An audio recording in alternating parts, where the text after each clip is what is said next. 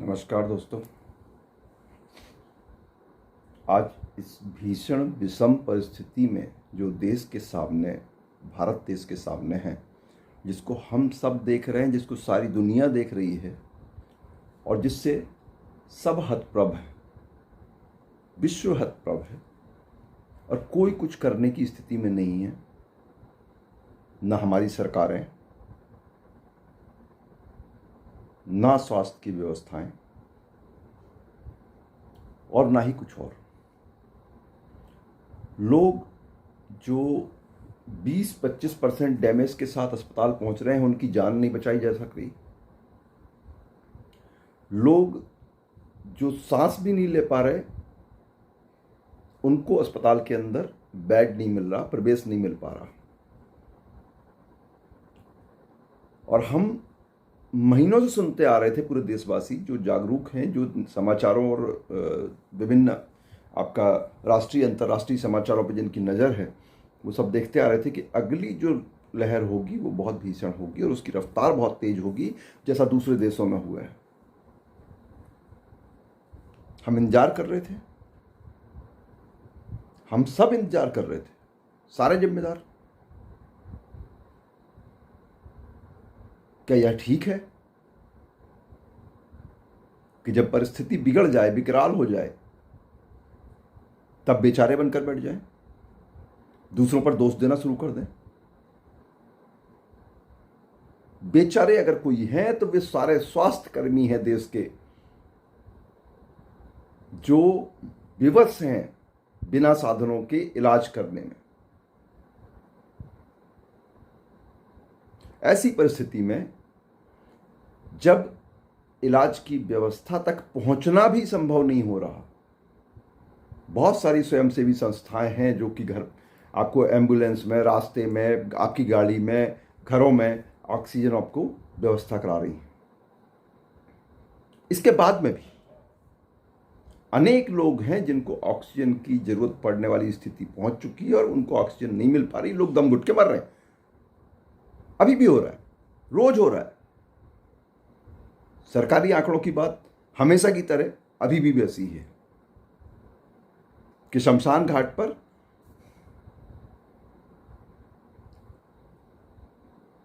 Covid protocol से अंतिम संस्कार की गिनती कुछ अलग होती है, रोज कई गुना होती है उससे जो घोषित आंकड़े होते हैं कहीं के भी, किसी भी शहर के, किसी भी प्रदेश के।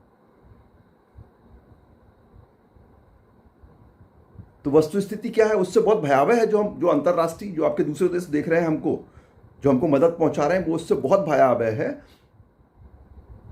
जो वस्तुस्थिति है, वास्तविक स्थिति है। हम क्या कर रहे थे एक साल से?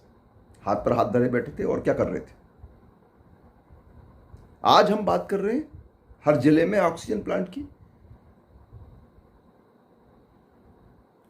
ऑक्सीजन का कंडेंसेशन बहुत बड़ा ऐसा प्रोसेस नहीं है जिसकी कोई बहुत बड़ा प्लांट लगता हो। घर घर में बनाई जा सकती है और लोग बना रहे हैं। आज तो बहुत सारे अल्टरनेट हैं,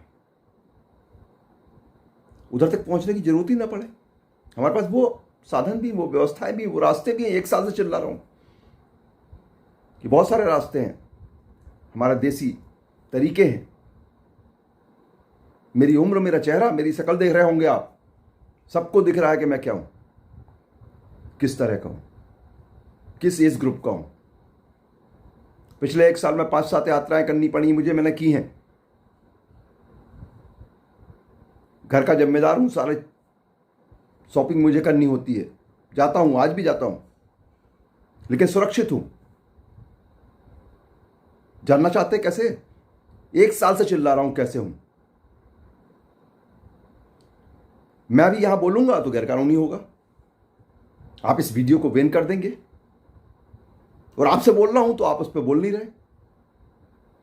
जिम्मेदार लोगों से कब से बोल रहा हूं, या तो मुझे जवाब दे दीजिए कि इस तरह से ये घातक है जो मैं बोल रहा हूं, या लोगों की जान बचाने सामने आइए, या मुझे बोलने दीजिए। कुछ तो ऐसा कीजिए कि लोग मरने से बच जाएं। मेरा बोलना व्यर्थ हो जाएगा अगर मैं यहां बोलता हूं तो। 7 महीने पहले मेरे यूट्यूब पे मैंने डाला हुआ है कि आप इस पे जो टेक्नीशियंस हैं, जो जानकार हैं, जो डॉक्टर्स हैं, वो इस पे ओपिनियन दें कि इस तरीके से हम क्यों नहीं कर सकते। जो भी मेरी बात सुन पा रहे हैं, कह पा रहे हैं, जिनसे मैं मिलता हूं व्यक्तिगत रूप से, उनको बता रहा हूं, वो लोग कर रहे हैं, वो लोग सुरक्षित है, ठीक है।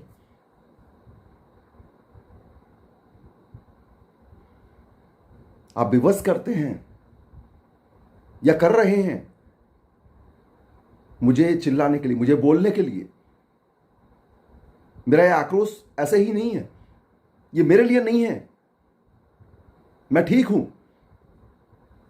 लेकिन मैं मेरे भाई बंधुओं को, मेरे देशवासियों को, मेरे जैसे लोगों को रास्ते पर बिना इलाज की कोशिश में उनके परिजनों को भटकते हुए देख रहा हूं, उनको मरते हुए देख रहा हूं। तकलीफ है, मुझे तकलीफ है, बहुत तकलीफ है। जैसे मजदूरों को देख के तकलीफ थी मुझे, वैसी अभी भी है। और आप एक जवाब नहीं दे सकते या उसका एक सॉल्यूशन नहीं निकाल सकते। कितना रिस्क आ जाएगा, जिंदगियों से बड़ा आएगा। साइड इफेक्ट किस चीज का नहीं है? हर एक का साइड इफेक्ट है। आप सारी चीजों के साइड इफेक्ट के साथ में जो ग्लोबल चीजें हैं उन पे आप, बाहर के लोग बोल रहे हैं उन पे आप चल रहे हैं। मैं 1 साल से बोल रहा हूं कि एयर में है ये। मेरे पहले वीडियोस में लास्ट ईयर मैंने मार्च में बोला है ये चीजें, मार्च में अप्रैल में बोला होगा ज्यादा से ज्यादा, कि एयर में कैसे बोल रहे हैं नहीं हो सकता। कोई 25वीं मंजिल से अगर छींकेगा, खांसेगा तो वो कहां जाएगा और कितनी देर में धरती पे पहुंचेगा। मॉल्स में अगर कोई 3rd फ्लोर पे है, 2nd फ्लोर पे है, कितने लोग होते हैं। मल्टी स्टोरीज का कल्चर है सारे मेट्रोज में हमारे यहां भी। कोई टॉप फ्लोर पे है, कोई मिडिल फ्लोर पे है, मिड फ्लोर पे है, वहां से वो छींक रहा है, खांस रहा है, या उसके अपने सांस से निकल रहा है, कैसे भी, बिना छींके खांसे भी सांस से नहीं निकलेगा। निकल रहा है अगर तो कितनी देर में धरती पे पहुंचेगा। और WHO कह रहा है कि नहीं एयर में नहीं है, आप बोल रहे हैं हाँ एयर में नहीं है।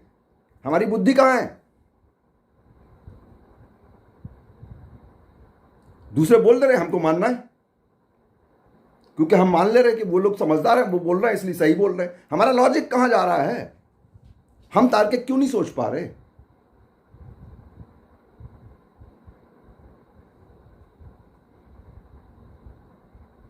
बहुत तकलीफ है, बहुत तकलीफ में हूं। मरते देख रहा हूं लोगों को, बहुत तकलीफ में हूं। और अकर्मण्यता के कारण, अनसुनी के कारण, मैं जानता हूं कि लोग बचाए जा सकते हैं। मेरी बात कौन सुनेगा? क्यों सुनेगा? आप सुनने ही नहीं देंगे, आप बैन कर देंगे मेरे वीडियोस को।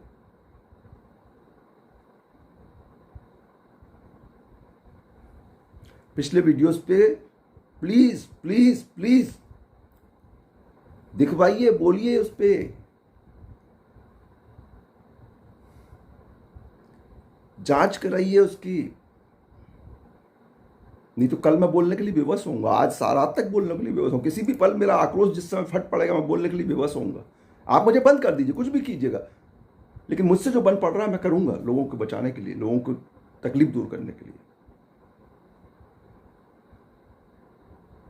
अभी इतना ही। नमन।